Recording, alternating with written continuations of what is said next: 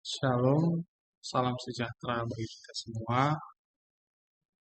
Perkenalkan, nama saya Kasih Bolon, Teologi Tingkat 2. Pada kesempatan yang indah ini, saya ingin mempresentasikan atau ingin menjelaskan sebuah jurnal yang dilansir dari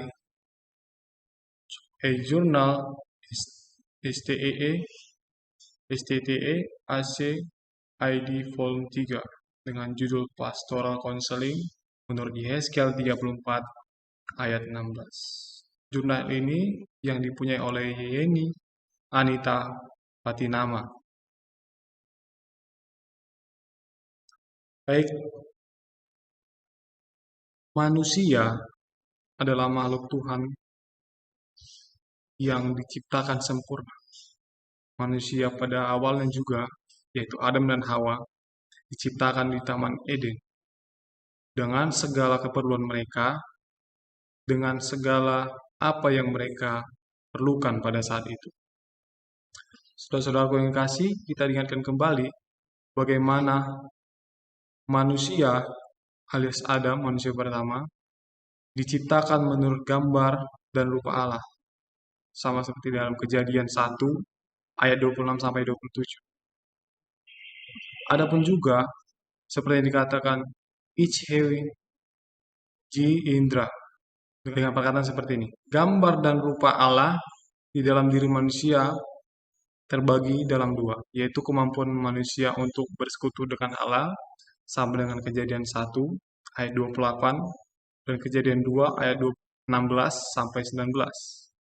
Yang kedua adalah kemampuan manusia untuk memahami dan melaksanakan kehendak Allah dalam penciptaan, yaitu dalam Kejadian 1 ayat 28. Ketika pertama kali manusia itu jatuh ke dalam dosa, maka tindakan Allah adalah mencari dan memanggil manusia yang bersembunyi di hadapan Tuhan. Ada dua kata di sini, mencari dan memanggil. Nah, jadi mencari. Kita tahu bahwa saya cerita pada saat itu, Adam dan Hawa karena ketakutan mereka bersembunyi dari Allah. Jadi mereka mengakui akan dosa-dosa mereka. Namun sayang, mereka tidak menghadap Allah untuk memohon ampun. Mereka malah kabur, mereka bersembunyi dari Allah.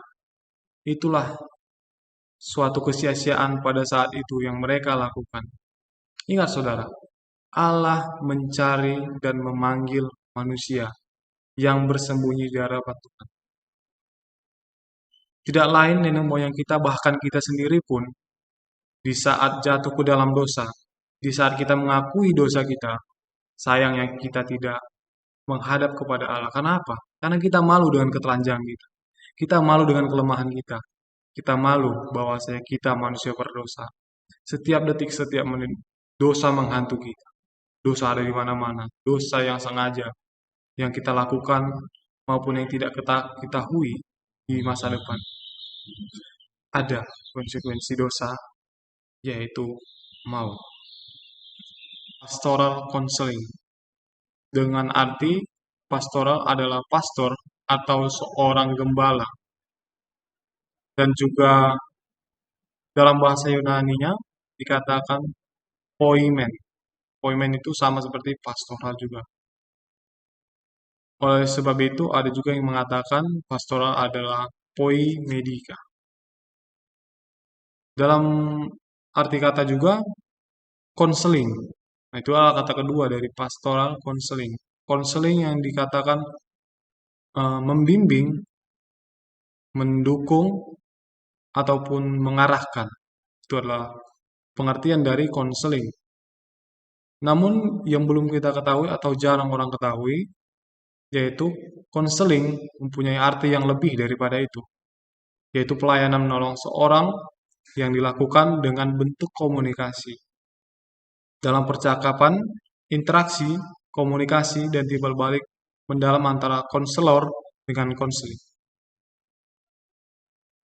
Adapun menurut Kamus Besar Bahasa Indonesia, konseling adalah pembenaran nasihat atau arahan yang dilakukan untuk membutuhkan advance atau suatu masalah, penasihatan atau pengarahan. Jadi itu adalah pengertian dari konseling. Jadi bisa kita simpulkan pastoral counseling adalah seorang gembala yang melayani dengan menasehati, melawat, ataupun melakukan interaksi terhadap mereka yang mempunyai masalah. Bisa juga dikatakan membimbing. Pelayanan pastoral adalah pelayanan dengan proses yang panjang, dan itu pun harus didampingi dengan orang lain agar berjalan dengan baik, agar dapat menuntun dan dapat membimbing juga. Dalam Yehezkiel 34 ayat 5 ada sebuah kalimat yang mengatakan yang tersesat. Yang tersesat artinya adalah menyesatkan, dicerai-beraikan, mengayunkan, berserak-serak. Jadi kata tersesat ini diambil dari bangsa Israel pada saat itu. Jadi bagaimana seorang gembala atau seorang bisa dikatakan raja, imam, ataupun nabi pada saat itu adalah mereka dari orang-orang yang serakah dengan mementingkan diri sendiri, dengan beberapa juga yang korupsi. Mereka membiarkan bangsa Israel ataupun pasukan pada saat itu memimpin diri mereka sendiri. Mereka memberikan kebebasan, namun ada kesenjangan pada saat itu. Ada kesalahan dari para pemimpin pada saat itu. Oleh sebab itu, dalam Yehezkiel, Allah mengutus Yehezkiel untuk berbuat menentang para gembala atau para pemimpin, yaitu para imam, raja, ataupun para nabi. Namun Allah berjanji untuk membawa Israel pulang, yaitu dalam Yesaya 3 ayat 15. Yang tersesat akan kubawa pulang, berarti Allah sendiri yang akan mengembalakan mereka dan membiarkan mereka berbaring. Allah akan bawa mereka kembali kepadanya serta mengembalakan mereka sebagaimana yang seharusnya dilakukan oleh seorang gembala. Adapun juga kelebihan ataupun pekerjaan dari pastoral counseling ini adalah memulihkan dari luka batin. Luka batin ini adalah luka yang tidak terlihat, luka yang menyakitkan, meninggalkan bekas, perlu dibersihkan dan disembuhkan selama beberapa waktu. Jadi itu adalah tugas dari pastoral counseling. Mereka kehilangan kepekaan, tidak begitu peduli dengan dirinya sendiri, dan seolah-olah kehilangan tenaga.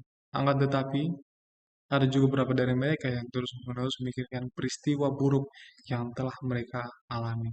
Adapun ini juga sebagai trauma di dalam hati seseorang.